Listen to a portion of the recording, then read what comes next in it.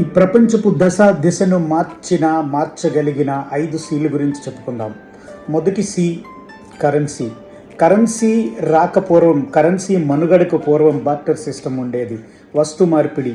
ఒక వస్తువు ఎంత పరిమాణంలో మార్పు చెందాలనేది, మార్పిడి చేయాలి అనేది దాని యొక్క విలువ ఆధారితంగా ఉండేది.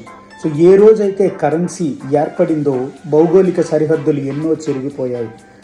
ఆ తర్వాత వచ్చిందే రెండవ సి, అది కామర్స్, వాణిజ్యం. వాణిజ్యం ప్రపంచపు దిశను ఒక మెట్టు నుంచి ఇంకొక మెట్టుకి అమాంతంగా తీసుకెళ్ళింది. భౌగోళిక సరిహద్దులను ఎన్నింటినో చెరిపేసింది.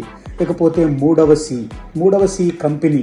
ఎప్పుడో మధ్య 18వ శతాబ్దంలో, అనగా 1760 ప్రాంతంలో, గ్రేట్ బ్రిటన్ ప్రాంతంలో ఇండస్ట్రియల్ రెవల్యూషన్, పారిశ్రామిక విప్లవం వచ్చింది. ఆ పారిశ్రామిక విప్లవం వలన, అనగా కంపెనీ వలన, గ్రేట్ బ్రిటన్ రవి అస్తమించని సామ్రాజ్యాన్ని ఏర్పరచుకోగలిగింది. ప్రపంచపు దిశను మరోవైపు తీసుకెళ్ళింది.